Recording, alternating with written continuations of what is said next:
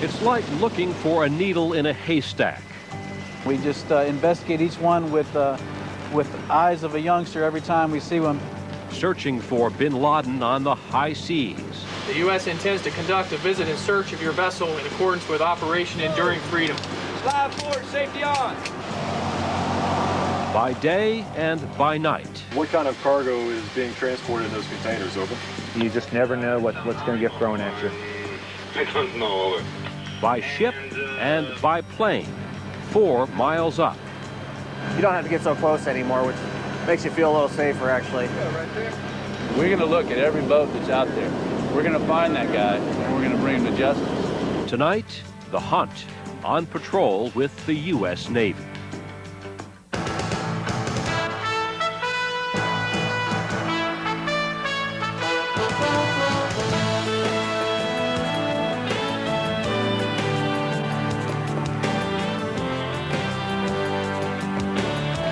It has been nearly 4 months now since President Bush, invoking that old frontier justice, said he wanted Osama bin Laden dead or alive. Since then, of course, the Taliban have been crushed, an interim government installed, and a few al-Qaeda leaders killed. But the two big fish, bin Laden and Taliban leader Mullah Mohammed Omar, remain as elusive as ever. Consider this new wanted poster. American planes are dropping it over Afghanistan. It depicts what bin Laden might look like if he shaved his beard, shed his robes, and tried to disguise himself in a dapper jacket and tie. So the hunt is expanding on a number of levels. Today, American warplanes revisited bin Laden's old stomping grounds near the Pakistani border. They bombed the same al-Qaeda training camp that the U.S. attacked with cruise missiles in 1998. But good intelligence seems scarce. One day, bin Laden is supposedly holed up in a cave. The next, he has somehow slipped across the border to Pakistan. Then again, he could be dead. The Pentagon is also pursuing a fourth possibility, that bin Laden may have already made it out of Afghanistan, across Pakistan, and escaped by boat. The U.S. Navy has launched an immense manhunt in the Arabian Sea, and Nightline's Dave Marish is along for the ride. Today's mission is we're going out and conducting battle group support, taking the P-3 out and checking in with the battle group and conducting a surface search surveillance in support of Operation Enduring Freedom and LEO operations. Rotate.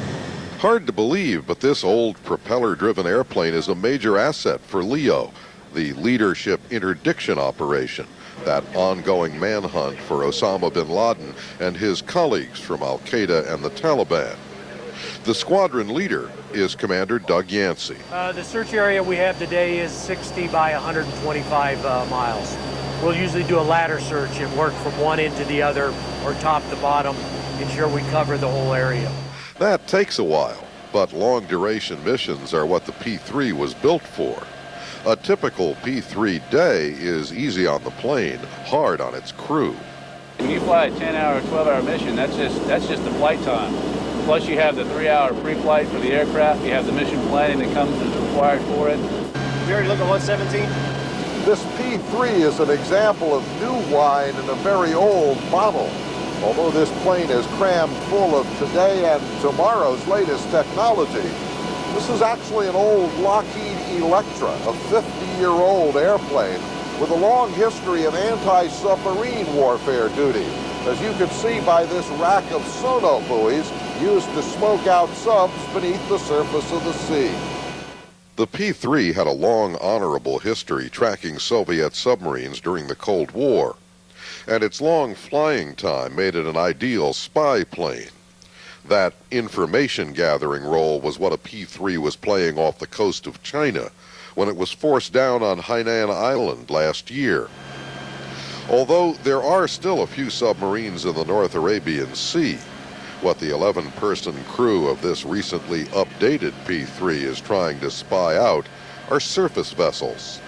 They're seeking clues to anything afloat that might be carrying terrorists trying to escape from the wreckage of Afghanistan. Sometimes they don't seem quite right, whether they're outside the normal shipping lanes, whether they're skirting international boundaries, whether they're trying to run at night without their lights on.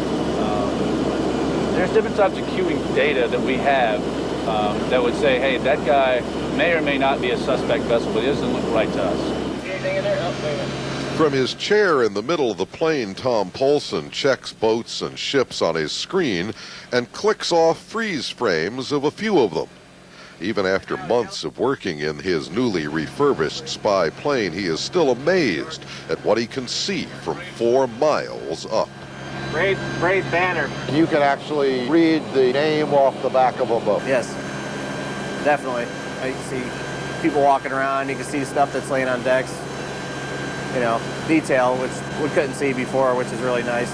You don't have to get so close anymore, which makes you feel a little safer, actually. Unsorted vessels are lettered in yellow on his screen. Polson and his partner mark them in blue if they are friendly components of the anti-terrorist coalition fleet, in green if they are neutral commercial or pleasure craft. We're gonna go check him out. Some vessels' pictures Polson passes on to the P-3's top tactician, Lieutenant Kelly Hinderer. One of these ships that my sensor operators got on our camera looked exactly like one of the photos we were given by our intelligence office. So he zoomed in on that ship. I took a photo of it in one of our other programs that comes up on my screen, and I sent it directly to our home plate. And they came back on the radio and said, that's not him. Had there been a match, or at least a close to match, what likely would have happened next? More than likely, the ship would have had us query him on our Marine band radio. Got you locked on. Good and narrow. One strength of the newly re-equipped P-3s is that they are triclops, having 3 eyes to seek out targets. If a ship looks suspicious, Lieutenant Hinderer says it will not escape identification. We've got a little running tally back on our home plate on the ground, and it says which crew has found what vessels. So it's a little inter-squadron competition going on right now. How you doing? Actually, we've got the most so far, so I'd like to brag about that.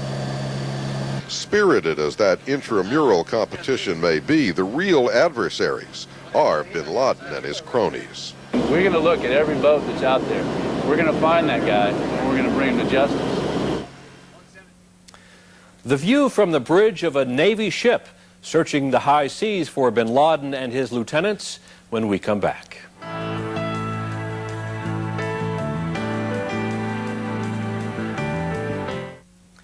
Once a Navy plane has spotted a suspicious vessel, it's up to the Navy's ships and sailors to board it and search it.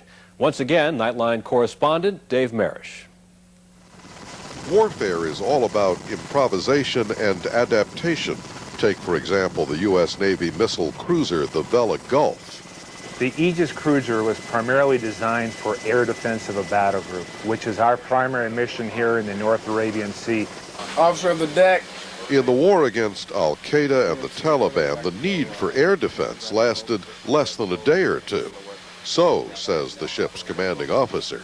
Since early November, we took on an added mission, which is the Leadership Interdiction Ops, which is directed at trying to capture or prevent the flow of Taliban leadership or Al-Qaeda leadership from Afghanistan that is trying to leave from the sea.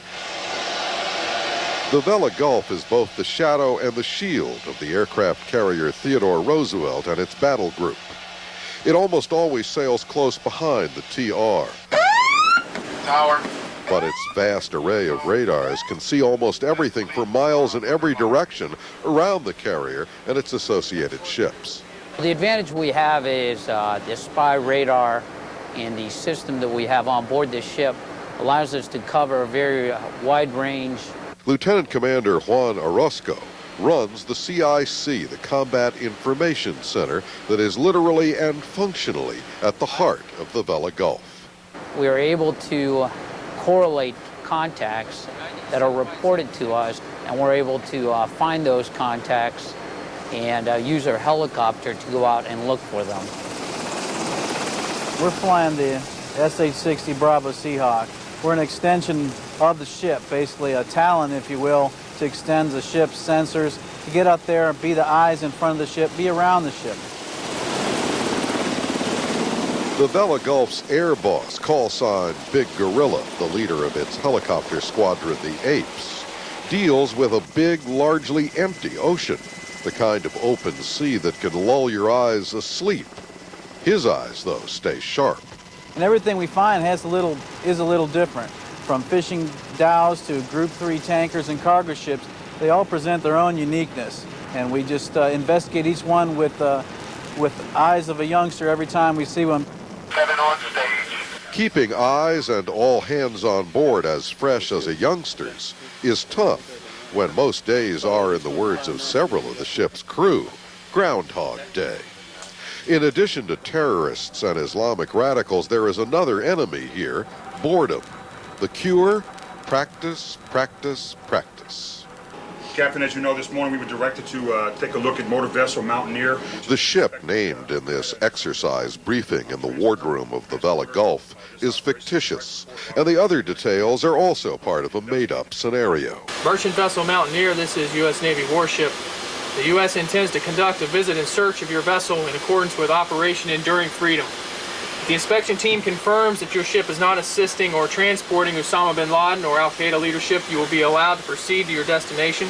Please stand by to accept our U.S. inspection team. But the response is as real as all the men involved can make it. Shooters, stand by to see your weapons. The preparations to launch the exercise boarding party are also scrupulous. Take a magazine of 15 rounds, lock and load. Slide forward, safety on. 1 man at a time on a ladder. To an observer, this rush over the side of the Vella Gulf, descending into a small boat, and then setting out across the smooth waters of the North Arabian Sea, especially when it's followed by a quick return to the ship, commando style, seems theatrical. But to the men involved, this is an important honing of skills that can mean their lives. We're perfecting our physical skills in terms of working out as a team, learning how to improve our coordination as a team. If we did find any suspicious indicators, any Al-Qaeda members are being transported or any weapons are being moved, that we'd report back to our appropriate chain of command, and then action would be taken therefore. The men doing this exercise know that in 2 months, only 5 such Navy boarding parties have actually been launched. One of them on December 6th boarded a Panama-registered container ship, the Kota Sajara, and for 8 hours went through every container on board. But as was the case in all the other interdictions, no terrorist suspect was found. But also, all these men know, as their commander puts it, since the 11th September, you just never know. You need to keep your head in the game, and you just never know what's going to get thrown at you. Practicing day and night can become relevant any day or night. Good evening again, sir. Just wondering if I could get the number of containers you have on board. Over. No, I gave you only the metric tons, about 4,600. The number of containers, really right now, I don't know. Over. Shortly before midnight on Saturday night, first one, then 2 surface ships, contacts, wandered into the area patrolled by the USS Vella Gulf. The bridge immediately went into action. Hi, sir, and what kind of cargo is being transported in those containers, over? There are some IMO, some dangerous cargo in containers, plus I have empty containers and general cargo inside, but we don't have, I repeat, we don't have documents of the cargo on board, so I can be more precise on it.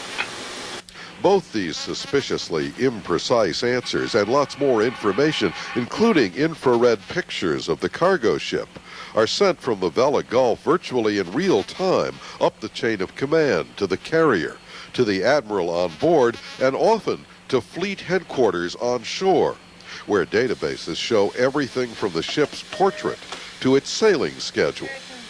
All of that checks out, and from the carrier comes instructions: let them pass. X-Ray Zulu concurred with our recommendation when we made our contact report to clear the vessel. It is not a contact of interest, so we're going to allow them to proceed on their way. Just because the 2 vessels were cleared does not mean that they are clear of surveillance. In the CIC, the Combat Information Center of the Vella Gulf, their progress continues to be monitored. Right now, this is the second vessel that was queried. It is proceeding on to the east. We have the USS Elliott, as well as other coalition forces operating to the east. In addition, we have a maritime patrol aircraft operating in this general location. The second query could be important to provide a checks and balance and to ensure that the information that was given in the first query is in fact the exact information. The second query also was considered satisfactory, but a few hours later, the first helicopter pilot to launch from the Vella Gulf was still tasked to follow up on the late-night contacts and more. I've got 3 unknowns in the box. These 3 guys down here. 1, 2, okay, 4, sorry. 1, 2, 3, 4. After almost 2 months, the U.S. Navy's air-sea dragnet has yet to pull up a single al-Qaeda or Taliban suspect. On the other hand, the stopper in a bottle effect does seem to be working because not a single terrorist is known to have escaped. I'm Dave Maris for Nightline on board the USS Vella Gulf in the North Arabian Sea. What is the best strategy for capturing the world's most wanted man? That conversation when we come back. Joining us here in Washington, John Gannon. He served until recently as both chairman of the National Intelligence Council and as assistant director at the CIA. The fact that they are dropping that leaflet of Osama Bin Laden, what he might look like wearing a coat and tie, does that tell you they have no clue about where he is? Well, Chris, I think the Secretary of Defense has more or less told us that we do not know precisely where he is. I think dropping the leaflets is just is one more tactic, and I would suggest it's a very minor tactic among many, multiple strategies now in place to get Bin Laden. As recently as 2 weeks ago, some of Bin Laden's colleagues managed to get that tape of him to Al Jazeera, the Arab satellite cable channel. Is it a failure of American intelligence that those tapes of Bin Laden have been leaked to Al Jazeera throughout the war, and we've been unable to track them? No, I don't think so at all. I think the record of U.S. intelligence in Afghanistan has been very strong. We have, in a period of 3 months, contributed to the removal of the Taliban government and to a significant reduction of al-Qaeda's capabilities, in fact, the elimination virtually of al-Qaeda's capabilities in Afghanistan. I think the tape issue is again a minor issue against the very significant achievements of intelligence in Afghanistan. One language that everybody understands is the language of money. There's been a $25 million bounty on the head of Bin Laden and Mullah Omar. Does it surprise you that that hasn't done more to flesh them out? Well, I would have called that, too, just one other arrow in the quiver. I think among many of the Afghanis and some in the Pakistanis, too, they would not understand, I think, the meaning of that award. And in some cases, their commitment to Osama bin Laden would have prevented them from, I think, ideologically, from wanting to turn him in.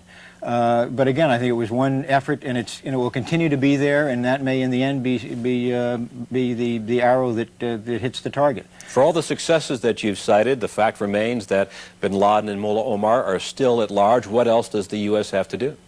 Well, I think the key thing here is persistence, and I think this is we're at a critical juncture where I think it's not just a burden on the U.S. intelligence community. I think it's a burden on the rest of us to support our effort in Afghanistan. We have been able to establish a network of intelligence relationships in the region, with the Pakistanis leading the way, but also with the Tajiks and others, the Uzbeks and all of the Central Asian governments, I think, contributing to the overall effort.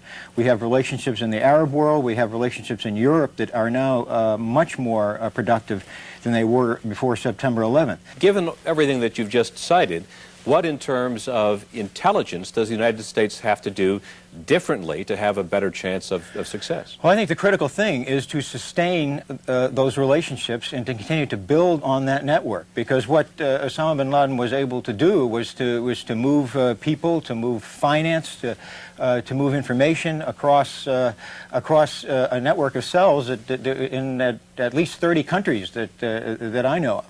But I think it's critical for the long-term struggle against terrorism that we sustain that international network that we now have to work the long-term struggle against terrorism. And I think that's much more important than the chase after Osama bin Laden, who I believe has been rendered virtually powerless in Afghanistan, if he is there, or wherever he is. He is on the run and he will be pursued. But the important thing is that long-term counter-terrorist effort where I think we've had some extraordinary positive results over the past 3 months, and my hope is that we'll be able to sustain them over the next several years. All right, John Gannon, thank you very much for joining us. Delighted to be here. And I'll be back in just a moment.